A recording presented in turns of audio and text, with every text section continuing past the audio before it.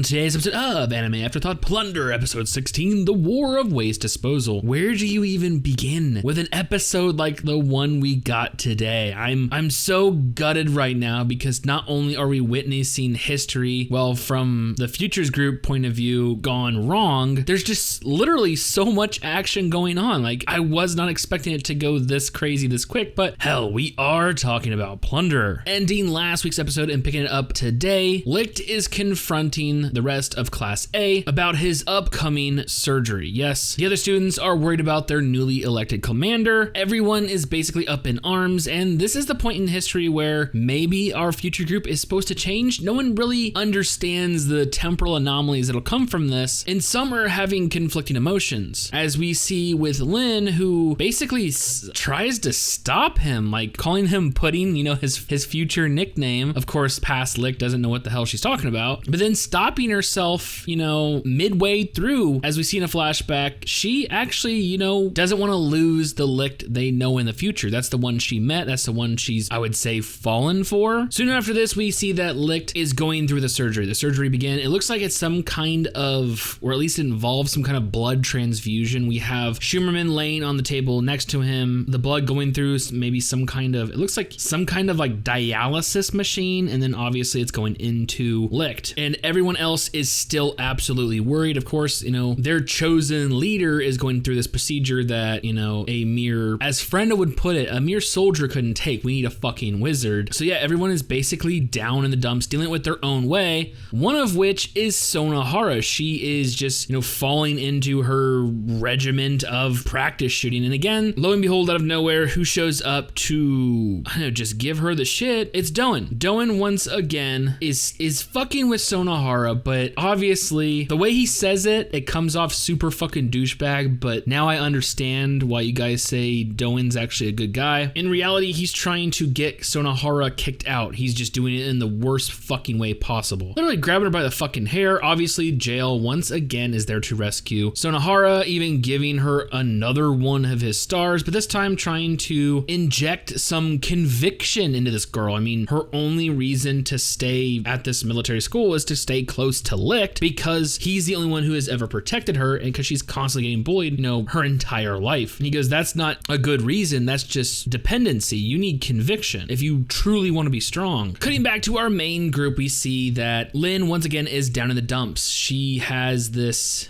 almost selfish desire to get the future Licht back, or at least in her eyes, it's kind of selfish. Obviously, they're trying to change the bad, quote unquote, part of him being an ace, but this is the one that she quote unquote fell in love with. This little scene gives us a better look at Pele as well. He's trying to at least cheer her up in the most awkward way possible by shoving a bunch of food in her mouth, and, you know, taking it out of context, it looks very fucking creepy. Now, Hina just happens to be close by, for some reason locking herself in a locker, busts out and confronts Lin about, you know, falling for Licht, and Lin goes as far as apologizing to her, like, oh, I'm sorry, I know, you know, you're his girlfriend, and Hina is adamant, I'm not his girlfriend. I am not his girlfriend. And I'm like, really? I mean, then what are you? And she basically answers it like, he's basically the first ever male acquaintance I've ever had. I don't know exactly what you would call that. I'm like, I don't fucking know either. Friends with benefits? I mean, seriously, I have no fucking clue. Now, at this point, Jail has made his way back, and it just so happens Frenda is giving an update on the surgery, and it looks like everything is going as planned, which Hina is soon to announce to the rest of Class 1A. Like I said, they're kind of dealing with this in their own way. Some are moping, some are talking it out. You know, like I said, Sonohara's in her little headspace herself. When everyone soon realizes something's amiss, there are 5 military-grade helicopters coming towards them. Even Captain Allen is quick to dismiss it as, oh, whatever. You know, war doesn't start till, you know, next March anyways. But then playing back in his head is what David said on the recording. We've been tricked, we've been tricked. Well, it looks like this is the trick. The original vote was to stop all wars till a certain time, which is obviously March of next year. But somehow there has been a revote, I guess, a recount, and the would-be future war is happening right fucking now, as we see the helicopters unleash missiles upon the military school and are causing true horrific devastation. As we see, this first scene is just littered with several bodies, and the next scene's very interesting interesting though, we get a little glimpse of 7 masks. One in the middle resembling the one that Lick wears to go all fucking berserk ace mode. Are these, the masks that the legendary aces will soon don? Like, ooh, shit's getting good. But we can't even focus on that for long because a giant squad of military personnel has entered the school and they're here to kill people. The 3 main girls, the one that, Lick's been fucking with the entire time, a squad comes up and starts literally sexually assaulting them by shoving a gun barrel in one's tit, and they're about to fucking kill them. I mean, it's so fucking maniacal. They're about to kill these kids. I mean, they've recognized them as kids and they're standing there fucking laughing about them. Now, Captain Allen has taken off, so hopefully we're about to see him do work. Like, I want to see, Allen in action. We've seen him in a one-on-one spar, and we've seen him be, pretty devious in the very beginning of this, tryst through time. But I mean, as soon as he donned his gun, I knew we're gonna get a little bit of action from him at least. Meanwhile, shit's going wrong in the surgery. It seems they have lost power, and it's slowly affecting what the fuck's happening. Why? We'll soon find out that there is no manual shutdown to this surgery. This basically a fucking experimentation. Like, it's not a proper procedure. This shit is jimmy rigged to beyond belief. It might look clean and snap, but we're talking about experimental transformation surgery to give, Licked superhuman abilities and shit. Like, this thing is janky to begin with. Also, like I said earlier in the episode, nice guy Doan shows up. Sonohara is about to get fucking destroyed by a soldier, and he comes down and just grabs. I thought he was gonna snap the dude's neck. As soon as he got the fucking bear claw, like tiger claw out, okay, he's gonna fucking twist this dude's head off. Nah, kind of just slams it in the ground, but he does go full Rambo by not only one-arming Sonohara, but he fucking one-arms the goddamn machine gun she was carrying and just starts fucking blasting away. So maybe in his own dickish way, he really was looking out for her, because obviously he's taking up a very protective role right now. Everyone eventually makes it inside. The girls get protected by some kind of flower attack from a jail in Lynn. Obviously they have military experience under their belt. They're not really frantic. They're calm and controlling. You can actually tell that they've weathered a storm like this before, or at least been trained more than a couple months these kids have, or even less than a couple months. I don't think we've been here that fucking long. The conversation where we learn that shit is going haywire with the surgery takes place. It's Captain Allen, over the walkie-talkie with Frenda, and she basically gives them the lowdown.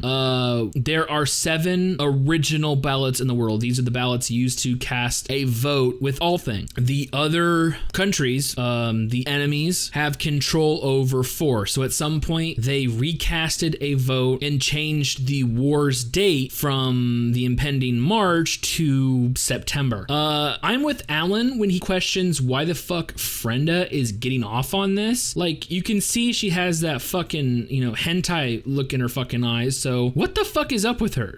I mean, do we know if she's fucking bad? I'm being serious. Is she bad? I can't fucking tell at this point. There's obviously something more to her than meets the eye. Kind of like Schumerman. I found out he's a father-esque type, character. Probably pretty still fucking evil, but yeah. Frenda's coming off very, very, masochist type hiding stuff. Maybe a double agent. I have no fucking clue. And she also, tells us why the surgery's fucking up at this point. Oh yeah, there's no manual shutoff. Okay. And at this point, Licht is already at max capacity for these, let's call them Schumerman cells. And we see the transformation into his white-haired version. Yeah. This obviously happened in the past too without them traveling, or is this cyclical, like Terminator? Has it already happened? Has this group already traveled back in time once to these events that took place? I don't know. Time travel is just we're gonna make a whole goddamn series on time travel alone, but seriously. So where do we go from here?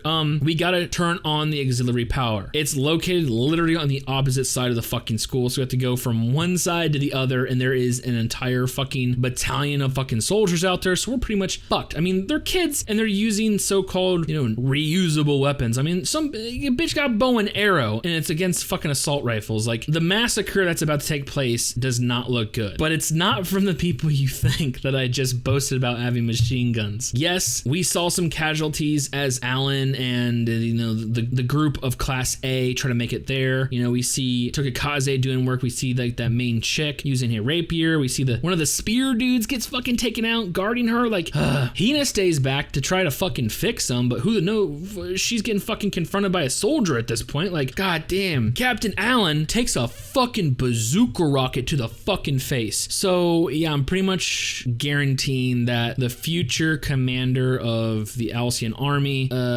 Jail's adopted father, is in fact Alan, or at least a clone of Alan, because doesn't he have the exact same fucking scar? Like, I'm locking it in at this point. God damn, like that was fucking brutal. And we end out, like I said, with Hina being confronted by a soldier when she was trying to do her medic work, and a glimpse of an almost full white-haired Licht still incapacitated on the table. But the preview for next week's episode has Licht completely awake, doing work like a motherfucker gone crazy. This is literally the birth of the legendary ace of flashing strikes. Holy shit. Like I said, today's episode was fucking amazing. We went from 0 to 100, back to like 50 because everyone was moping, to about 1,000 when the fucking waste war literally starts several months early. Where do we go from here? I don't know. I honestly don't know. Obviously, Licht will do work. We still have to go back to the future. Like, we have to go back to the future. This group has obviously failed or decided not to do their mission. Like, I don't know. Why were they sent in the past? What were they supposed to change? Like, they literally went back there, experienced it, and are coming back to the future. Like I said, fucking time travel. Yeah, they're still, I fucking love this series. It's like, you don't know what's coming around the next corner, and that's what I love. I love being absolutely surprised. Like, every episode is like, oh shit, oh really, oh shit. Like, I've never seen oh shit that many times before. This series is fucking crazy. So with all that being said, I cannot wait for future episodes.